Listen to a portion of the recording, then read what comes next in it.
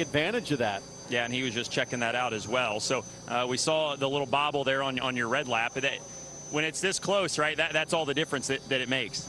Yeah, but I don't know what went on with the reds. With the black, the car didn't feel horrible on the blacks, and it felt like it never switched on the reds. I don't know if it was maybe how we brought them in, or having to back down when some of the cars in front, we were a little bit off sequence. But yeah, that was obviously a handful, but just no pace in it at all. I couldn't really get it out of the car.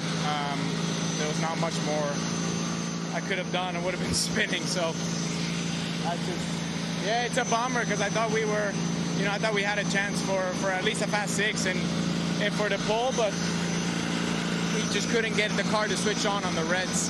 All right, long day tomorrow for Pato, Georgia. Yeah, Pietro Fittipaldi sits on the outside looking in 7th in that group. When you got out of the car, you looked incredibly frustrated, which leads me to believe that you felt like there was more in it. Yeah, I mean, the times are really close. And then right at the end, I think I overpushed the last corner a little bit too much and lost comparing on my dash. It tells me, and I lost like a 10th. And then looking at the times, it would have put me, P4 or something in the group. So yeah, definitely we've been making gains all season, kind of finally been able to show what we can do on a road course as well. And yeah, I think we have a good car for the race. I think starting 13th or something like that, so we'll focus on tomorrow. Road course package getting stronger for Pietro Fittipaldi. David Malukas think they definitely expected better than this. So we saw a couple guys kind of struggle to get the reds up to temperature and kind of activated. Is that what the challenge was for you, or was it something different? No, I think we overdid the setup a little bit, and that's on me. I asked for the wing change going onto the reds, so I was anticipating the reds to have a little bit more grip than the primaries, but yeah, we definitely struggled on that, and honestly, we still probably would have made it, but I had a big mistake in turn 6, which I feel like is this highlight. Yeah, so that lap was going to be the one, and like I said before this, little mistakes like that, and that's what will do it to you. So try to go again the next lap, but we're already out of the window. So it's unfortunate, but we'll have to work on there. Thanks, David. And Scott, obviously car was good in practice. What was the difference maker here in qualifying? Car was good now. Just didn't find the gap where I should have. So yeah, pretty disappointed for everyone on the Freightliner Chevy.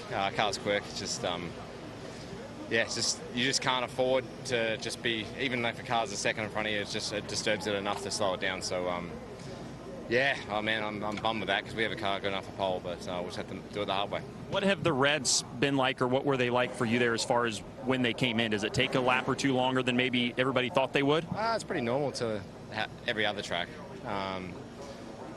Yeah, it's not a problem with that. It's just a matter of just getting the right gap. All right, and that's what it takes sometimes. Scott McLaughlin with some work to do. He'll start 14th tomorrow, Georgia. Yeah, Gary Vips back qualifying in the NTT IndyCar Series, so I guess blanket statement of what does it feel like to be back in qualifying one of these things? Yeah, really happy to be back overall. I wish qualifying would have gone a little differently, but yeah, just happy to be back in a car. Felt like the lap was good there, but I probably misjudged the gap with Harvey a little bit. I left a huge gap, but first lap I caught him probably 2 seconds a lap. So then when my tires were in, I was a bit too close to him. I think we had a good chance of advancing. Otherwise, we were a little out of the window in FP2, but I think we made some good improvements now. But just a shame about where we were in the pit lane and the traffic we came out in. Without traffic, where do you think your speed adds up? Not P1, not like at the very top, but definitely the 2/10 to transfer for sure. Welcome back, Gary. Thank you. It's so hard, obviously, to find a gap and to get a clean lap and everything. What was the challenge ultimately for you there on that run? I don't know. I think we just missed out on balance a little bit. We were pretty loose through the whole thing. We took out front wing after we had the blacks on, but it stayed on the red. So I think we just kind of went a bit the wrong direction, to be honest, which, there's very small margins from session to session, and the, weather changes and stuff like that. So yeah, just went the wrong direction. Unfortunate, but I think we can go up from here. I think the car is good. We're just not in the right balance. You always want to start obviously further forward, but here we always talk about turn 1 and the challenge of that at the start. So what is the difficulty of starting where you'll start here at this racetrack? Well, hopefully a lot of people cut it, because then you will get some positions for free, because they give priority to whoever is still on track. So I think just nice and clean through there would be good. And I've had times here where you come from the back to the front. Sometimes nothing happens. You just kind of like a track position race. So we'll try to be fast and see what opportunities present themselves. Thanks, Felix. Start in the 20th spot tomorrow, Georgia. Nolan Siegel not transferring through as well, but you feel like you did get clean laps. So what else did you need in that session? Good question. We felt pretty strong pace-wise in practice, like we were in a good spot to transfer, and then I thought we got a pretty clean run in. The balance of the car was fine, and it didn't feel like anything went wrong. We're just lacking pace. And obviously, none of us transferred, so not a stellar day. We'll have to find a little bit more and keep searching. I think our race pace has been better than qualifying pace at least, but was hoping to have a stronger qualifying session for the last road course qualifying of the year for sure. Now, you went 20th to 7th at Worldwide Technology Raceway, so you know how to slice and dice through the field. What kind of different challenges on a road course does that present? It's very different to oval racing, but I think, you know, I don't know how much strategizing there's going to be in this race. I think that it's generally easier to make passes on road courses, or at least it has been. Gateway raced pretty well, but we'll see. I don't know. I've never done an IndyCar race here in Portland, so I'll be learning. I'll see what I can do, and hopefully this track races as well as Gateway did last weekend. Nolan Siegel absolutely making the most of his first time here at Portland International. And Scott Dixon climbs out of his car. These margins are so incredibly close. Is there anything that you would have done differently? Yeah, there's always stuff you can fix. Yeah, it's tough when you miss by what, less than a tenth, but car was pretty good, especially on blacks. We've been struggling a little bit more when we go to the alternate, just with getting rotation in the car. So yeah, that's kind of all we were lacking, kind of, you know, turns 4 through 6 and then a little bit in 7. But the car's good. It's just frustrating that you can be quickest on blacks and then we, you know, we end up 11th here. So a little bit of work to do, but I think the car, especially in race trim, is very strong. We'll have to see how strategy goes tomorrow, but yeah, that sucks. So with the speed that you know that you have, where does that put your confidence for tomorrow? Yeah, it's good, but, you know, starting position, you know, you want to be up the front. It gives you a little more option. You know, I know our car's good on the long run as well. Has been in the past, so yeah, is what it is. Thanks, Scott. Colton Herta was 10th in that session. You've had a little bit of time to debrief. What do those conversations look like, and what is your take on that session? Yeah, I mean, I think we're all right. But, you know, it's just so tight, right? We're missing half a tenth to transfer, and we're not 7th with half a tenth. We're 10th. So it's such a tight racetrack here. It always is. And, you know, I just made a small mistake on my 3rd lap, and so we didn't get it. But then 4th lap was decent. And, you know, I felt good with it, but still just not enough. So we'll have to see a little bit more once we get the offload from the car and can see a little bit more. But, yeah, just that was the 3rd lap there. High side in the car off the curb. But, yeah, you just can't make mistakes like that here. It's just too tight. So feel bad, but Cambridge Honda should be good for tomorrow. It's going to be an exciting race. Thanks, Colton. Dylan. Joseph Newgarden just misses the Fast 6. We heard the limiter concern that you had there on your lap. How big of a difference ultimately do you feel like that made? It's probably pretty small, but when you're talking in the grand scheme of things of a couple hundredths of a second making the difference in the cut, you know, we haven't seen the data yet, but, you know, regardless of that, probably needed to be a little bit quicker just to be safe and not have to even worry about something like that. But just on that particular lap, we had a limiter spike for whatever reason. So I'm disappointed. Our car was really good. This team's done a great job. Luke did a great job with the setup. So it's fun to have TireRack.com on board. They're new for us this weekend. Obviously, we got a great partnership with Discount Tires, so to bring Tire Rack on as well is really great on the IndyCar program. But I'm disappointed because, you know, I really wanted to transfer there. I really wanted a shot at the pole. Hopefully Will can get that job done. I think you see our cars are quick, so we'll have to focus on the race with the 2 car. Qualifying is intense every weekend in IndyCar, but it seems like this weekend the field is just so close. How intense as a driver are these sessions, just knowing you have to be perfect? It's insane. I mean, I don't know how to describe it anymore. You know, we have essentially a new car that we're all working with. It's 5 races old. You know, this thing's 100 pounds heavier. It's hybridized, so it's a completely different use case, and somehow everybody is within a tenth or 2 of a second. It's unbelievable how tight it is. You can't make one little misstep, whether it's me driving the car or it's us with the setup, or any little detail just can't be missed. You know, it's hard, as you ask. How intense is it? I don't think there's anything more competitive right now on the planet. It's always been that way, I felt like, with IndyCar, and somehow it just ratchets up every single year. Yeah, pretty insane for sure. Joseph Newgarden will start 7th tomorrow. Is this, for this entire AJ Foyt Racing group, as much hard work as you guys have put in over the last couple of years?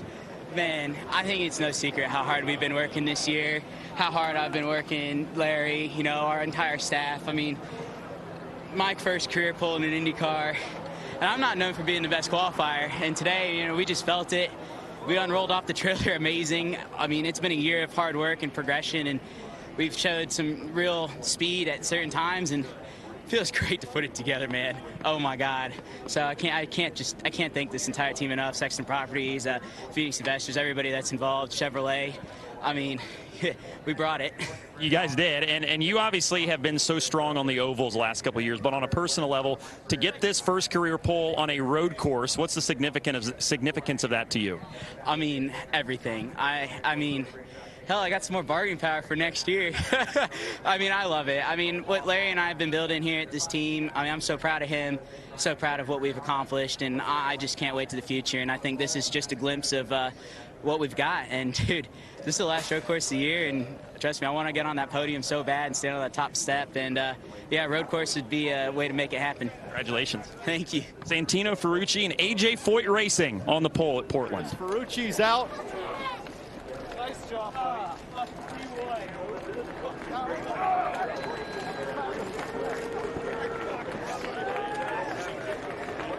The 25-year-old from Woodbury, Connecticut, has put AJ Foyt Racing back at the front of the grid to start this race. Good go. So good. Holy shit. All the congratulations for this crew. Let's get in here and get a word with Santino. What kind of accomplishment is this for this entire AJ Foyt Racing group, as much hard work as you guys have put in over the last couple of years? Man, I think it's no secret how hard we've been working this year, how hard I've been working, Larry, you know, our entire staff. I mean, my first career pole in an IndyCar, and I'm not known for being the best qualifier. And today, you know, we just felt it. We unrolled off the trailer amazing. I mean, it's been a year of hard work and progression, and we've showed some real speed at certain times, and it feels great to put it together, man. Oh my God! So I can't thank this entire team enough. Sexton Properties, Phoenix Investors, everybody that's involved, Chevrolet. I mean, we brought it. You guys did, and you obviously have been so strong on the ovals the last couple of years, but on a personal level, to get this first career pole on a road course, what's the significance of that to you? I mean, everything. I mean, hell, I got some more bargaining power for next year. I mean, I love it. I mean, what Larry and I have been building here at this team, I mean, I'm so proud of him, so proud of what we've accomplished, and I just can't wait to the future. And I think this is just a glimpse of what we've got. And, dude, this is the last road course of the year, and trust me, I want to get on that podium so bad and stand on that top step. And, yeah, road course would be a way to make it happen. Congratulations. Thank you. Santino Ferrucci and AJ Foyt Racing on the pole at Portland. All right, here are results from a really entertaining day of qualifying at Portland. And don't forget the grid spot penalties for Ray Hall and Kirkwood. So this is the qualifying result, not the starting lineup. Yeah, a couple of great performances there. You see both Lundgaard and Ray Hall there in the Firestone Fast Six. Grosjean as well. So close to transferring. And because it's Portland, because the front straight is so wide with such a heavy brake zone for the first corner, I look at all these faces and I start thinking, okay, how's it going to fan out? Who goes big? Who lays out? Who takes the overshoot? Lot to play out tomorrow. Some big hitters further back in the field. Alex Rossi, both the MSR cars. Rossi's teammates, Ward and Siegel down there on row 12. And as we head down to the back, you see the final two rows. And let's head down to the pit lane and see who George is caught up with. Yeah, Graham Rahal qualified 6th, but he will have a 6th spot penalty as well. Graham, you chose to stay on the primaries. Can you walk us through that decision?